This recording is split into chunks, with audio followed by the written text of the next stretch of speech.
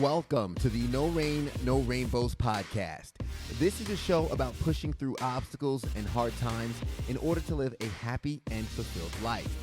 I'm your host, Ted Phaeton, and it's a pleasure to have you joining us. I hope you enjoyed today's episode. Let's grow. Hey, everybody. Welcome to another episode of the No Rain, No Rainbows podcast. Thanks for joining us. This is a podcast about getting over your hard times to live a happy and fulfilled life. And joining me today, we are lucky enough again to continue these Zoom interviews, getting outside of the borders of South Carolina. I'm joined by Katie DePaola out of Washington, D.C., an entrepreneur in her own right and training other women entrepreneurs to achieve greatness and find purpose. Katie, thanks so much for joining us here today. Thanks for having me, Ted. I'm excited. Oh, I'm excited too. I'm really excited. And for the listeners right now who might not have been introduced to you yet, why not give them a quick introduction into who you are, your business, and what it is you do? Totally, yeah. So my name is Katie DePaola. I'm the founder and CEO of a company called Inner Glow Circle. And we do courses and trainings and certifications for women entrepreneurs. So through that, I've helped thousands of women find their purpose, live it, and get paid, which is really our motto. And no offense to you or the guys that are listening, but our whole vision is that the future belongs to the female entrepreneur. Obviously, we need great men to help us get there along the way. So what's cool about this is that we've gone from being completely self-funded to being $1 million business, and that's a really great success story, and it's sexy and people like that. But our early years of business were filled with a lot of challenges. So I love what you do, and I love the topic of your podcast and your work. Yeah, thank you. And when we talk about no rain, no rainbows, it's easy for folks to admire the flowers and the finished product, but right. They don't understand kind of the hard work in terms of tending that garden, taking out the weeds and watering those seeds each and every single day. And as I was jumping into your bio and some of the things you've accomplished, there's a lot to unpack with your story. I love the ending of Inner Glow Circle being $1 million business, but again, that's the flower. Let's right. talk about the roots and the seed, because I know you were hit pretty hard with challenges, not just in business, but in your personal life when you first started the business. Yeah. So before I ever became a coach or even really knew that coaching would be a career path for me, I graduated from school. I went to Vanderbilt. So I was in the South too. I was in Nashville, and then I moved right to New York City, and I had a variety of jobs. I worked in PR. I worked in consulting, I was in fashion. I was jumping around trying to figure out what I really wanted to do with my life. And I had a great education, and I was a very like intuitive and mature young woman, but I couldn't find anything that would really fit. So my first kind of crisis was this crisis of what am I meant to do with my life? This existential crisis of what's my purpose? It was less about who am I? I mean, that was part of it, but it was more about what's my place in the world. And I started to have this feeling that I was just going through the motions in my life. And I kept feeling like this isn't my life. This can't be my life. I felt like I was living someone else's life. And that frustration really drove me. And there were times where the frustration like even manifested as depression and disconnection and really feeling like hopeless. Mm-hmm. And so I got to the point where I was really, asking myself, is this all there is? Is this all life is meant to be? And kind of like the turning point for me was I was at what ended up being my last job in New York. It was a sales job. And I was doing well, I was growing, I was learning, I was making money, but I just was really, really unfulfilled. And I didn't like my day to day. And if I didn't like my days, I certainly didn't like my life. Mm-hmm. And that wasn't adding up to me. So I locked myself in the office bathroom one day, called my dad, who I have a great relationship with. And I come from a family of entrepreneurs. So I said, like, I'm so miserable. Is this normal? Like, is this how it's supposed to be? And, he basically said, like, work is hard, but you should love what you do. You deserve that. And that's possible for you. And if you're not happy and you want to come home, you can work for the family business while you figure things out. And so from there, I made a series of decisions. I left New York quickly and started, looking into a few different pathways for my life. But that was my very first of quite a few wake-up calls. Yeah, and I think a lot of people could resonate with that because I think we spend a lot of our time going through school. I mean, for most of us, most of our life was through schooling where we had a curriculum. We were told what to do. We Right. followed the procedures and we probably did great at it. And then here we are, we graduate, we land in a job. Some are good paying jobs, some might not be great paying jobs, but either way, we get to this point and when we finally achieve that job and we stop and look around, we're like, hold on, like, what now? Where do we go from here? Yeah. I think a lot of people can get discouraged there. I had to write down what you said. I felt like I was living someone else's life. Yeah. I could relate to being in that position. And a lot of times I think the scariest thing is realizing that and then taking hold of your life and bringing it someplace else that you're not sure where it's going to go. I know Yeah. you've trained thousands of women on finding their purpose, and here you are going through your journey. So I'd like to get your insight on what does that journey look like when someone realizes that their life is their own and they want to start taking it into their own hands. Yeah, I mean, people always ask me, like, what's the first step? I think the first step is always just paying attention. And we talk a lot about like the breadcrumbs and looking for like the little clues along the way. And so, for me, I loved health. I didn't know it at the time, but I had a chronic illness. I had Lyme disease that had actually become neurological. And when I would finally get diagnosed a few years after I left New York City, I would find out that I had brain damage, that there was damage to some of my major organs. And, I didn't know that at the time when I was trying to figure out what I wanted to do with my life or what my passion was or what I was meant to be doing. But what I did know was that I loved health, and that when I prioritized my health and I ate a certain way and I moved my body and worked on like my spiritual health and things like that, that I felt better. So that was like a big clue for me, right? I also really loved beauty. Like I'm very girly and I like beauty products and beauty treatments. And that was a piece for me, both inner beauty and outer beauty. And that led me to a next step.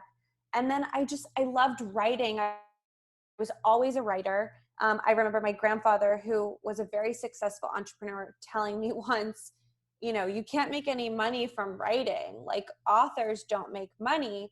And I remember thinking like, okay, well, watch me. Like, and so I think now I've written a book. It's going to be published later this year, but I do think that some of that early programming was what encouraged me to create a business first, like prioritize building a business, prioritize, income and revenue and clients rather than my art form. I'm not saying that's right or wrong. In fact, it could be wrong, or it could have been right. Like, but now I have both. And it was really important for me to be able to be creative and to be able to be an artist and to be able to be a writer, but also be able to make a really good living. And I didn't want to have to choose.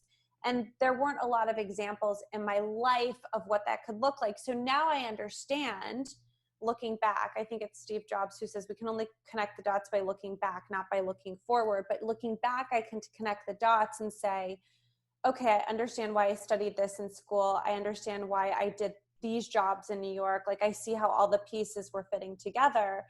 But in the moment, I was very distressed and unclear. And I think for all of us who are trailblazers, who are paving a different way, whether that's because nobody in the world has ever done what you want to do, or nobody in your family has done what you want to do, or no one in your friends groups, your peer groups, like a lot of us who follow this type of work, who love self-help, who like to hear inspirational stories, it's because we're looking for role models and examples. And I had a really great upbringing in so many ways. But I also didn't have the examples and the role models that I needed. And that is ultimately what drove me to become my own role model and become my own example. And still to this day, I was talking to a friend of mine yesterday, and I was saying, like, I get so frustrated still because I look around me at the examples of people who are business owners and authors and, you know, family, like have a family. And I just can't find a specific example of like, okay, that's what I want to do. You know, I can take this piece from this person and this piece from this person, but so much of my life is like piecing together, okay, this is how I think it could work to be me at my full expression, doing what I love, right? And doing it my own way. And gosh, it's such a challenge. It's such a challenge. I think the work of finding your purpose and getting paid to do it, find your purpose, get paid, find your purpose, get paid. That work is continual work. It's not like once I do it, it's done, right? I'm constantly getting clearer and clearer on what is my purpose and what really brings me joy and what lights me up. Yeah. And there's a question I want to ask in terms of the purpose, but I think when you talk about the constant work, it's almost like falling in love with the journey because the destination's never coming, you know? That's so important. So important. Yeah, and I think it's that impatience of, you know who you're working on, and I feel it all the time where I have these ambitious goals. I'm working on this and we want this to work, but at the time we still look at where we are compared to where we want to be, and that gap gets so frustrating. It gets so intimidating at times, and sometimes it can get scary and intimidate us to kind of halt. But going back to the breadcrumbs now, and you talk about paying attention and finding that purpose and constantly working on it, do you think through time your purpose can shift and change? I absolutely do. Yeah. I definitely think that your purpose can and will and has to change. I think it's sort of like creating a mission or a vision statement for a company. And like we teach about this in that, you know, I think that a true mission or vision will essentially stay the same, but they may evolve, right? And so my purpose, I think, is going to stay the same. And what I've seen so far is it's going to stay the same, but it's going to continue to evolve. Meaning that, like, if my purpose is to help people stay awake, help people wake up to their purpose, help people wake up from their anxiety, from their depression, from their challenges, from their rain, and create the rainbow, like to use your words, but my method, that's what I do. I teach people how to glow through what they're going through, which is like find the gold, and not only find it, but like create it. Because so here's what happened for me. You had me telling my story, and I started back a couple of years, but let me go fast forward a bit from that.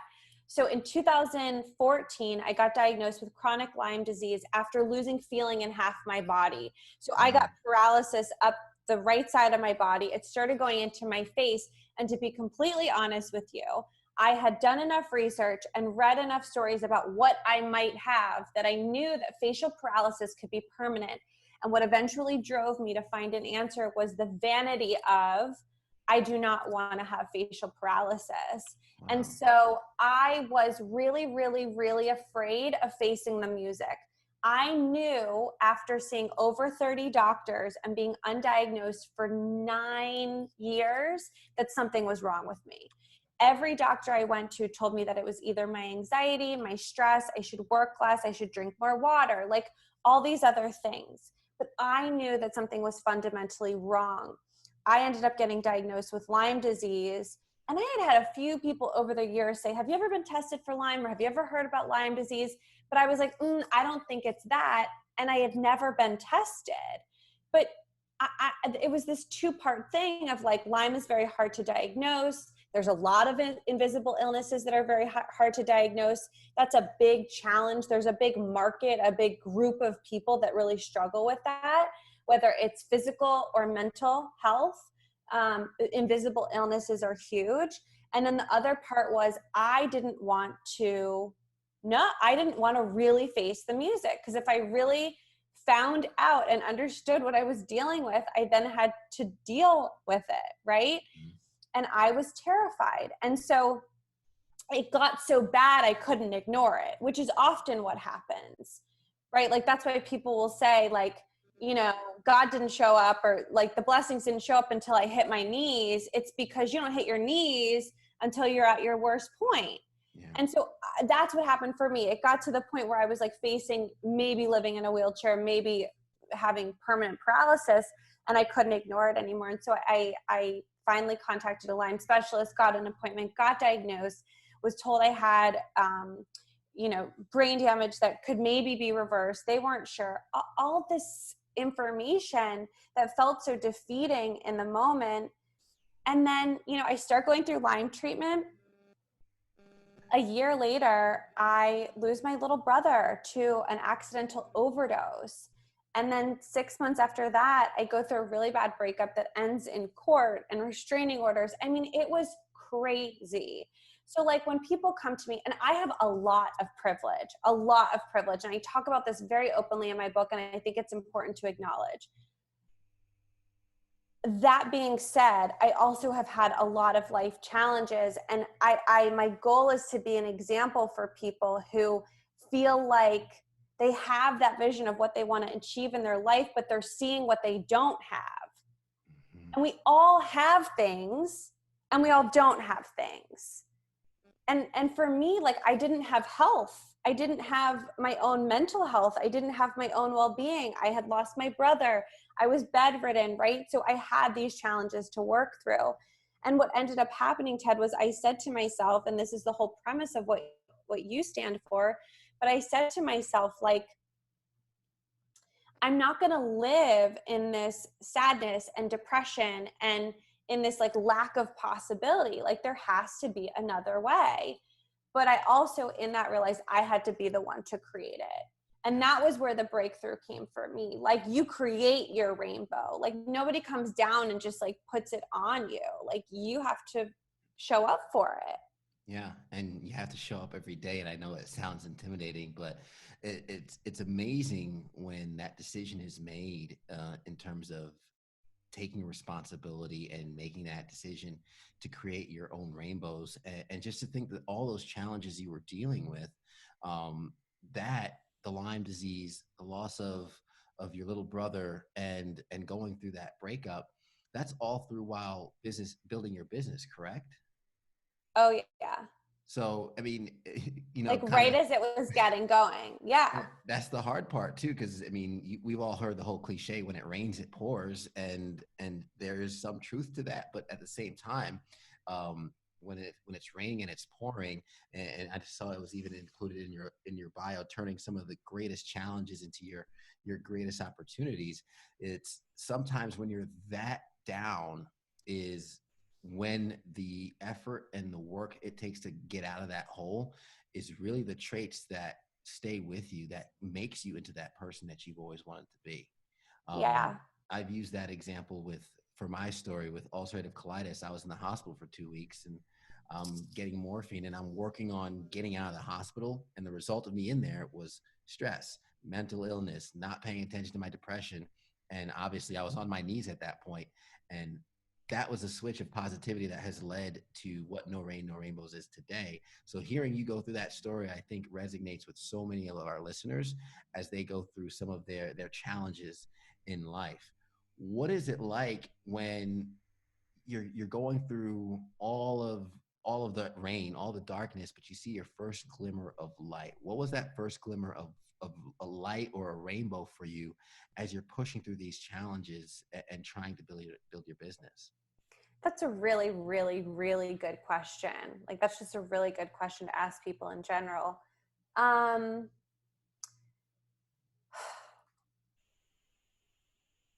think, I hope my answer doesn't disappoint you, but it's like there were none and there were so many. And what I mean by that is like, there wasn't anything big that was like, Katie, here's like the hope on the other side.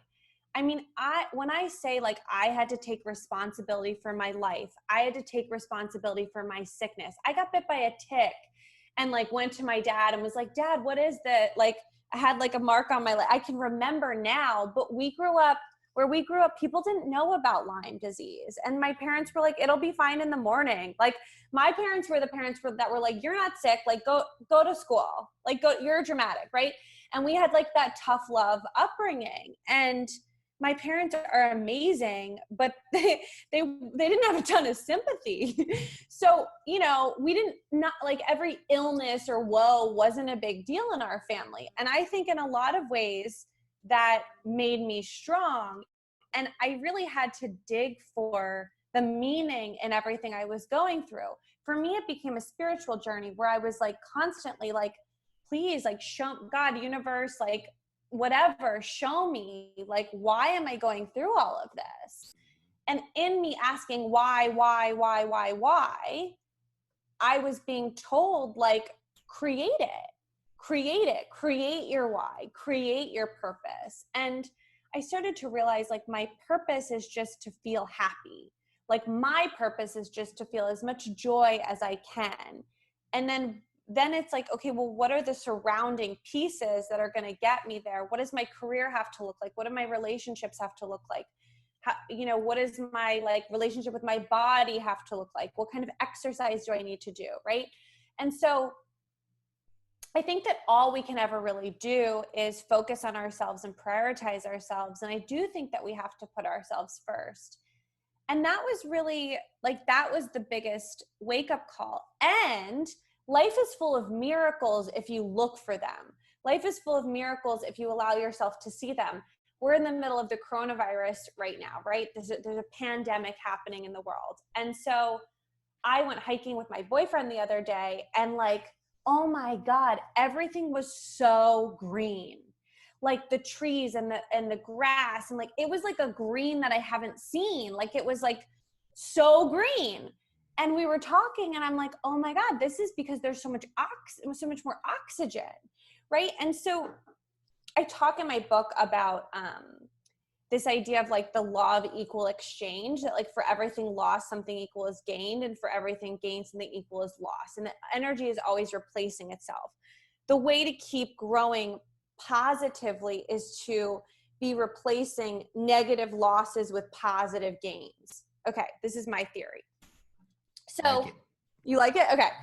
So, you know, we could sit and say, like, we have to be real, right? We can look at what's happening in our world right now, and we can see the loss, and there is so much loss, and we can see the negative, and there is so much negative. And we can also, it's not either or. This is where like people like bypass certain issues, or they like fail to acknowledge grief or pain or, inequality or whatever. It's like, you can't do that. That's dumb. Don't ignore that. But it's like, we also get to have this. So like, for everything you're losing, what else are you gaining? For every injustice you have to break through, where can you see an advantage, or where can you create an opportunity? And I have to believe, like, look, I was low to the point where I was praying. There was a period when I was sick, going through Lyme treatment. I went through 3 rounds of treatment. I'm now Lyme free. I do not have Lyme disease. That's like pretty much unheard of. But I went through 3 different rounds of treatment and over 30 doctors. I lost my brother. He was 20 years old to an overdose. I was struggling with my own mental health. And then all of this hit. So I was at a point where I was praying, not begging, but saying like, God, like this whole life thing doesn't seem like it's working out for me. If I'm not supposed to be here, just take me in my sleep. Like I was at this point where I was like, it just didn't make sense to me how much stuff I was going through. And I just, for every time I thought I was going to bounce back, it's like, okay, wait, now we're going to remove a family member, you know, like it just was so crazy. And, I'll tell you this story because I think it's like funny, and it also really illustrates my family. And I tell this story in more detail in my book. But one day I was going through my final Lyme treatment, the one that ended up curing me. And I was at my parents' house, and I own my own house, my own condo, but I was like at their house because I was going through treatment. I was sick and needed them to take me back and forth. So I'm feeling like a high schooler again, you know?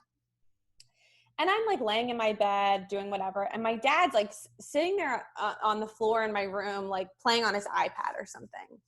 And we were like bonding, but hanging out. And he says, I'm like, Dad, I can't believe everything I've gone through with Lyme and with this breakup. I had been engaged. He had involvement in my company. I had to spend $20,000 getting him out of my company. It was this whole thing, right? Restraining orders, messy. And then we lose my little brother. I said, Dad, I can't believe everything I've been through. This is so horrible. It's not fair.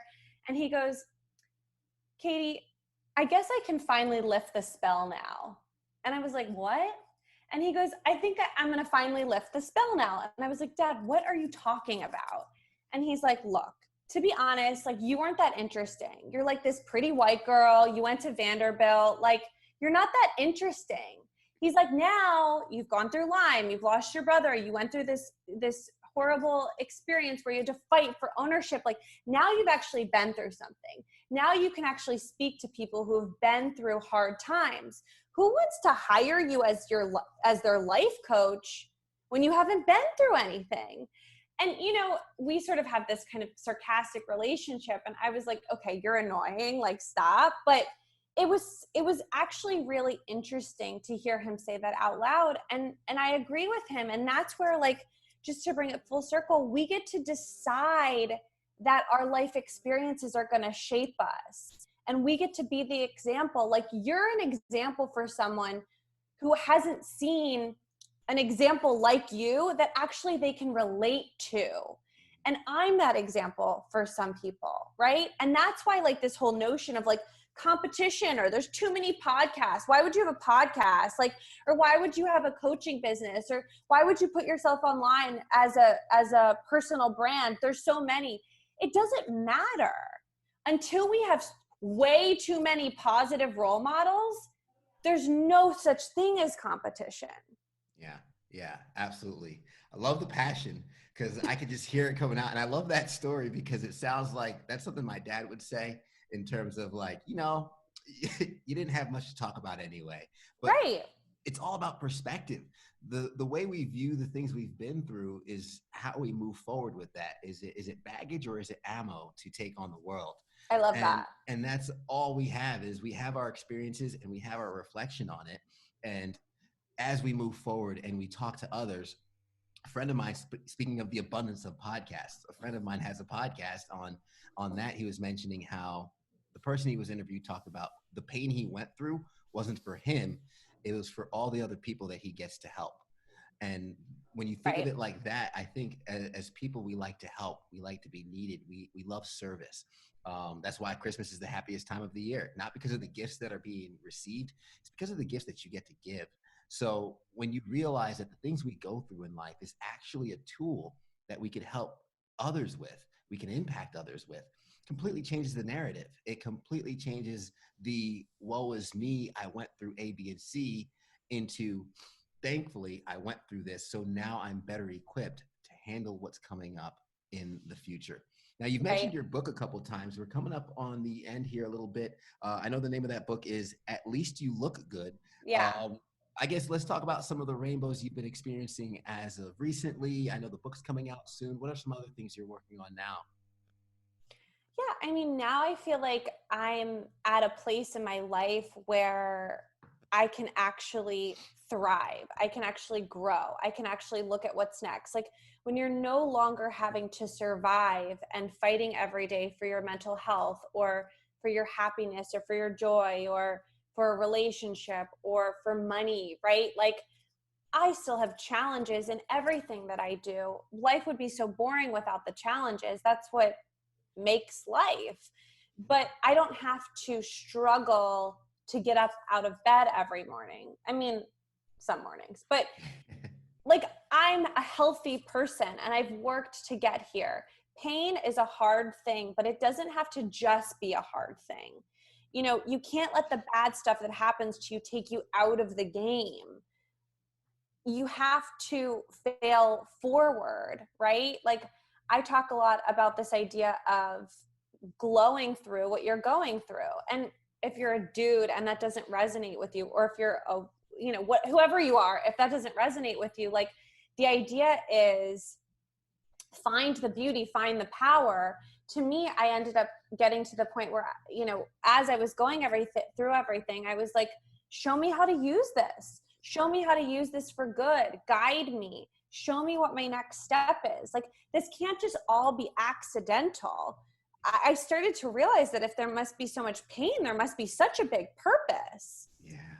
And so I think that wherever you are in your life, if you can apply that, like maybe you're going through a really terrible divorce, maybe your life has changed so much because of the pandemic and you can't see a way out, like surround yourself with positive people, surround yourself with positive experiences as much as you can. And sometimes that's not the people in your immediate circle. Sometimes it's podcast hosts that amp you up, and that like, it's almost like they're your only friend and they don't even know you're your friend. They're your friend. But there was a point where I was changing so much and the people around me weren't like up leveling, for lack of a better word, yet. And so I was listening to podcasts and YouTube videos and reading books and audiobooks of people who I admired. And that became like, what do they say? We're 5 people. Yeah, exactly. Yeah. That became my 5 people, right? So we're a compilation of or an average of the 5 people that we spend our most time with. And I was realizing the people I was spending the majority of my time with weren't bringing me up. And so I started to spend my time, in quotes, with people who like weren't in my life, but they were in my life because they had written books and podcasts. And so you get to surround yourself. You actually have control over your mindset. I took antidepressants for many years and I have nothing against them. They helped me and they saved my life, or contributed to that in many ways. But I have found a way to do that work in my mind without medication. And that's not everyone's path. And for me, it was really important to have medication for a period in my life. But the point is, like, there are tools, whether it's medication or meditation, whether it's surrounding yourself with positive people, or like just going all in with podcasts and audiobooks for people you admire. There is a way to drown out the noise and the drama and the not so helpful, and kind of crowd it out with positivity. Yeah, absolutely. And I tell all my friends, I defend, or I reject negativity like it's the plague. I avoid it. And it's funny how I know a lot of your stuff and your content might be focused more towards women, but we're kind of resonating on the same levels, probably just using different words. Where with the 5 people, me and my friends talk about who's your starting 5. You know, just like a game of basketball, who's your starting 5? Love that. And you can have a 6th man, because your 5 doesn't have to be concrete. You could substitute another one in, and as long as your team continues to elevate and increase, keep your starting 5 getting better and better. So it's really kind of talking about the same things as we continue to improve. I think for me, and it sounds like you're doing the same in terms of committing to a life of growth and abundance, where I don't know what my potential is and I don't know where I'm going, but click, I'm here for the ride. I'm on my way, you know? And for anybody that wants to come on the ride with me, hey, let's go. There's a seat right here. And hey, hopefully I see you at the top. Until then, you know, we're gonna be riding this ride together. There's gonna be ups, there's gonna be downs. I posted today about the ups and downs, and how, you know, don't let the bad days ruin the life that you're trying to build. I posted about bad days yesterday too. What? There you go. And I think that's what it all is, because like you said, most days I feel great and I'm loving it. And I look at the life that I have. I tell my fiance all the time, our secret is we're already rich. We have what we need in life, but we're continuing to build. And then there's some days you wake up and you're like, oh, I got to do this, or I got to do the things I don't want to do. You know, I have to say this though, because it's really important. I feel like you're going to agree with me on this. It's so interesting when you start to really pay attention how much a small thing can change your mood. And I strive to just be more balanced, like more even keeled and happier always, right? Regardless. So like you get a bunch of money coming in and you're like, yo, I'm like the best. And then like a big bill comes and you're like, you know, F this, like, and it's like, oh my God. Or, you know, I do a lot of selling in my job. And so if I close something, I feel good. If I don't, I feel bad. And I started to realize everybody has a version of this. I would encourage you to map out, like to track, what are the things that you let yourself be impacted by, and then don't don't let your day-to-day mood be impacted by what's in your bank account. Let it drive you, let it inspire you, let it give you clarity. Don't ignore those things, but don't use that information to make it mean anything about you. Like, you are who you are. I am who I am. Who we are is static. It exists regardless of what's happening in any given moment. But we have to have that like solidity of self. Yeah. I like that. I've never said that before, but you have to have this solidity of self where you know who you are who you are, and you show up to the game regardless. Absolutely. That's one of my mentors actually mentioned something similar to that. And he's like, Ted, when these things happen around you, assess who you are and how you want to show up in that moment. He started telling me, just be aware of how you want to show up in this Right. moment. How do you want to show up in that moment? And the best part about it is you might not show up the way you want to show up, but going back to when you say pay attention to the breadcrumbs or whatnot, at least you know how you reacted. And if you didn't like how you reacted, now you have the tools to change your reaction. Oh gosh, totally. I mean, we're so hard on ourselves. We can't do that. It's not fair, Yeah. Yeah. And we can go down that rabbit hole. Katie, I feel like we have so much to talk about that we can't fit in the 30 minutes. So I definitely want to give our listeners an opportunity to reach out to you, connect with you, find out more about Inner Glow Circle and the coaching that you provide to all our lady listeners out there. Definitely holler at Katie. Why don't you give them some of the tags and some of the platforms that they could reach you on? Yeah. So our website is innerglowcircle.com. We have a really great resource for people who are looking to find their purpose and get clear on what they really want out of life. And that's at innerglowcircle.com/purpose. It's an assessment to help you figure out what your purpose is and then give you some next steps. You can find me on Instagram, me personally, at It's Katie DePaola. And you can find IGC, our company, at Inner Glow Circle. So we post a ton of inspirational memes and lots of good vibes to get you going throughout your week. I love that. And I'll be sure to put those links in the show notes too. So if folks can easily kind of just click them. If they're listening on their iTunes or whatnot, you could just go ahead and click that through the show notes and get the link through. Katie, this was awesome. I'm so thankful that you took the time, and you were dropping bombs along the way. So yes. I wrote a few of those down. I like to kind of recap things at the end of the episode for our listeners. I like how when you first mentioned you felt like you were living someone else's life, and the path of finding the purpose was about following the breadcrumbs and paying attention. And we're all looking for examples and role models. I think a lot of folks listening right now can resonate. I want to encourage anybody listening, if you have something to say, we have the tools to broadcast to the world, whether it's Instagram, YouTube. You pick your platform. If you're more of a writer, Medium and Facebook has more long form. I encourage anybody that's listening or watching to just start speaking their truth, because someone in this world resonates with the way you articulate something. Glow through what you're going through. I love that. My hashtag is always let's grow. And I saw that. yeah, with everything, it's just, hey, let's grow.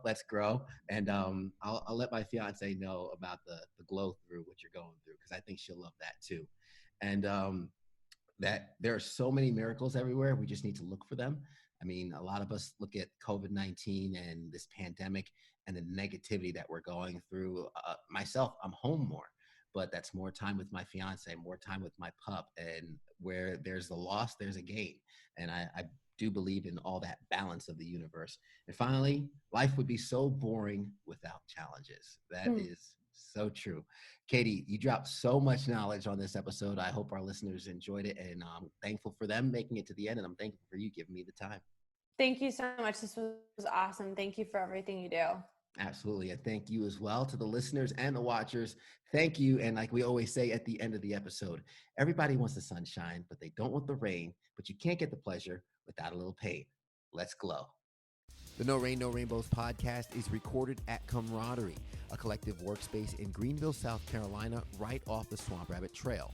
If you're looking for a place to grow your business, network with other professionals, and establish your own workspace, Camaraderie is the place to do so.